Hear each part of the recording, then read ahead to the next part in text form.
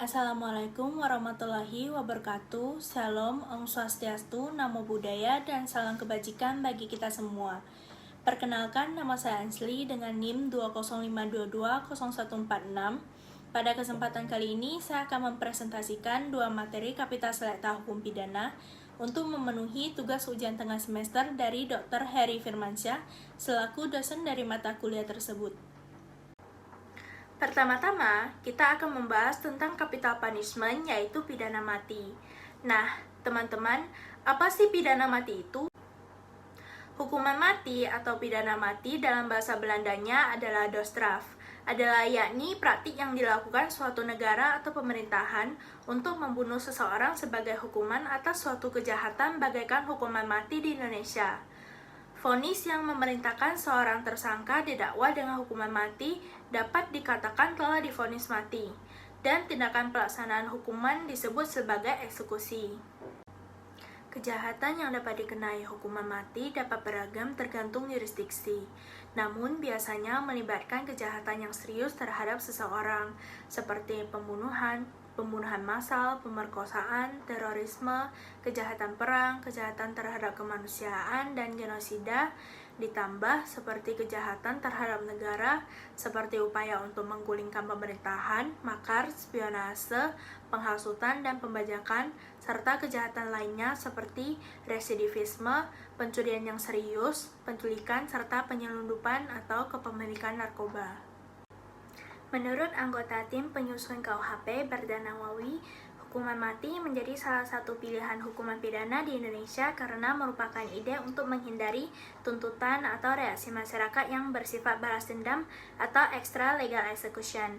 Artinya disediakan pidana mati dan UU untuk menghindari emosi masyarakat.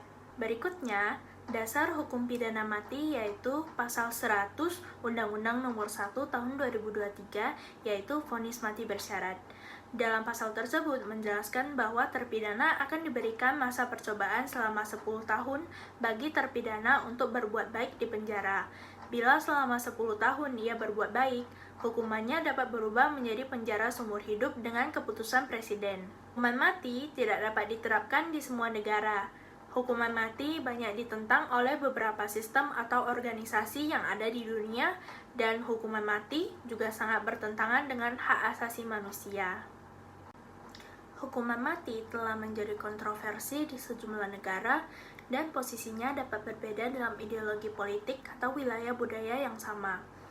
Amnesty International mendeklarasikan bahwa hukuman mati adalah pelanggaran hak asasi manusia dengan menyatakan hak untuk hidup dan hak untuk hidup bebas dari penyiksaan, perlakuan jahat, tidak manusiawi atau merendahkan, atau penghukuman.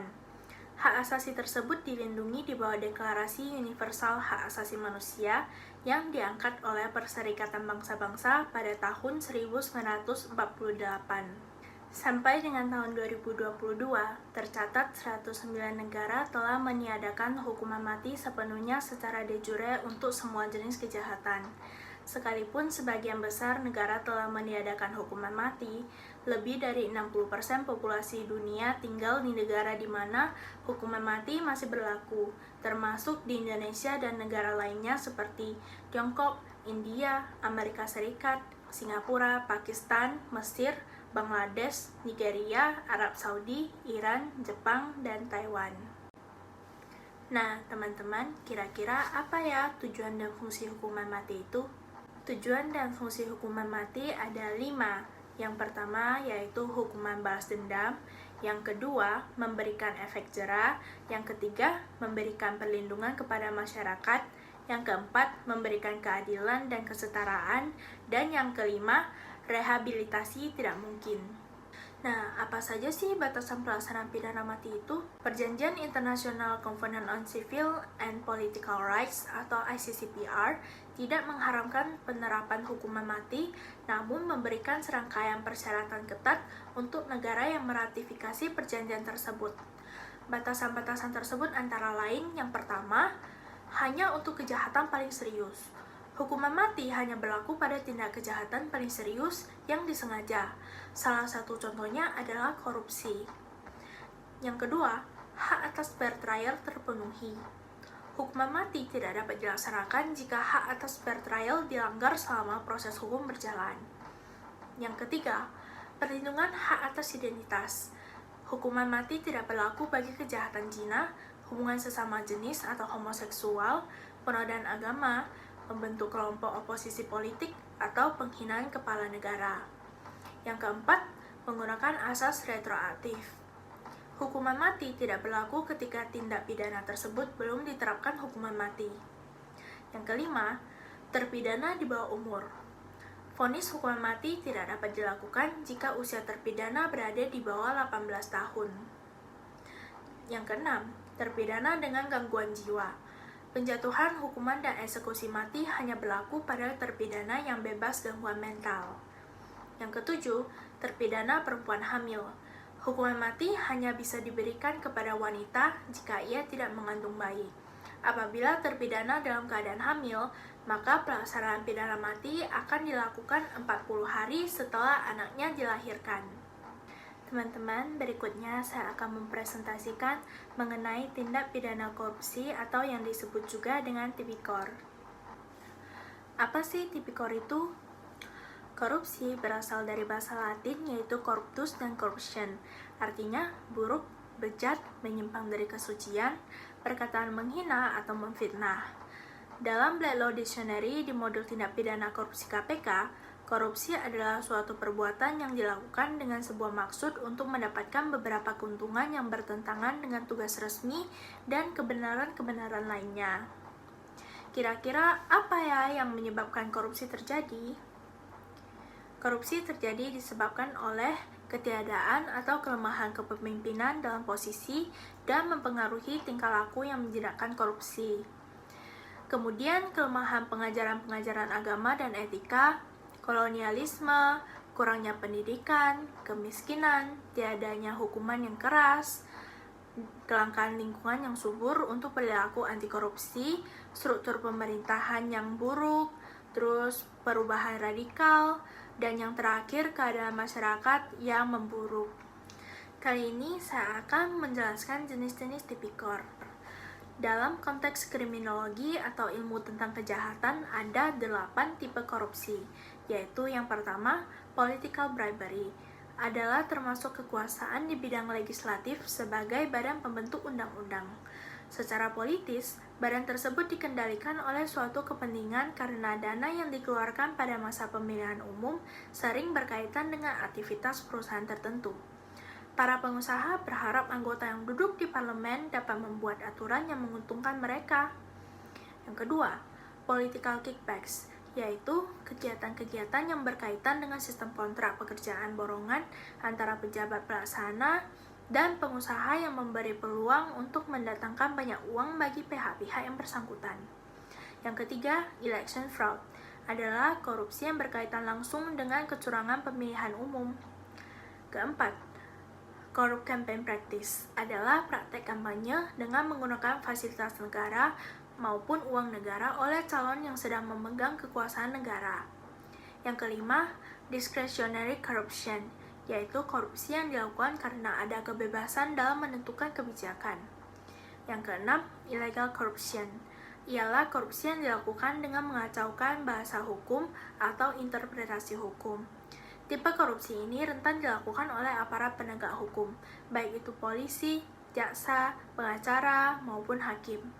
Yang ketujuh, ideological corruption, ialah perpaduan antara discretionary corruption dan illegal corruption yang dilakukan untuk tujuan kelompok. Yang kedelapan, mercenary corruption, yaitu menyalahgunakan kekuasaan semata-mata untuk kepentingan pribadi. Apa saja sih hukuman bagi koruptor? Pasal 603 KUHP mengatakan bahwa setiap orang yang secara melawan hukum melakukan perbuatan memperkaya diri sendiri, orang lain, atau korporasi yang merugikan keuangan negara atau perekonomian negara dipidana dengan pidana penjara seumur hidup atau pidana penjara paling singkat 2 tahun dan paling lama 20 tahun.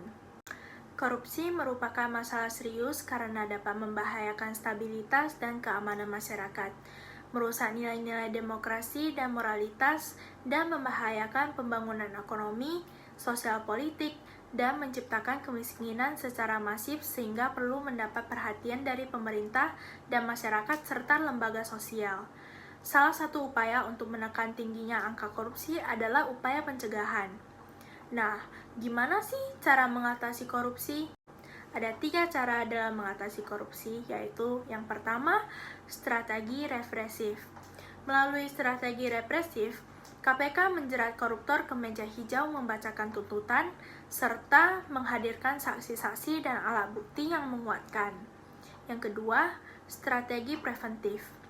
Upaya pencegahan atau preventif adalah upaya pencegahan korupsi untuk mengurangi penyebab dan peluang seseorang melakukan perilaku korupsi, seperti mengembangkan kode etik di sektor publik, meningkatkan kualitas pelayanan masyarakat, terus-menerus mencari penyebab korupsi. Dan yang ketiga, strategi detektif. Upaya pendeteksian adalah upaya untuk mendeteksi terjadinya kasus korupsi secara cepat, tepat, dan biaya rendah, jadi bisa langsung dilacak. Pencegahan korupsi harus dilakukan sejak dini dan sangat penting untuk dilakukan. Pendidikan anti korupsi melalui jalur pendidikan lebih efektif karena pendidikan merupakan proses perubahan sikap mental yang terjadi pada diri seseorang. Dan melalui jalur ini lebih tersistem serta mudah terukur. Pendidikan anti korupsi ini sangat penting bagi perkembangan psikologi siswa. Pola pendidikan yang sistematik akan membantu membuat siswa mengenal lebih dini hal-hal yang berkenaan dengan korupsi termasuk sanksi yang akan diterima jika melakukan korupsi. Dengan begitu akan tercipta generasi yang sadar dan memahami bahaya korupsi, bentuk-bentuk korupsi, dan tahu akan sanksi yang akan diterima jika melakukan korupsi, sehingga masyarakat akan mengawasi setiap tindak korupsi yang terjadi dan secara bersama memberikan sanksi moral bagi koruptor. Sekian presentasi materi Kapital Selekta Pidana pada hari ini. Mohon maaf bila ada kesalahan penyampaian dan terima kasih juga kepada Bapak Dr. Heri Firmansyah selaku dosen dalam mata kuliah ini. Sekian dan terima kasih. See you next time. Bye-bye.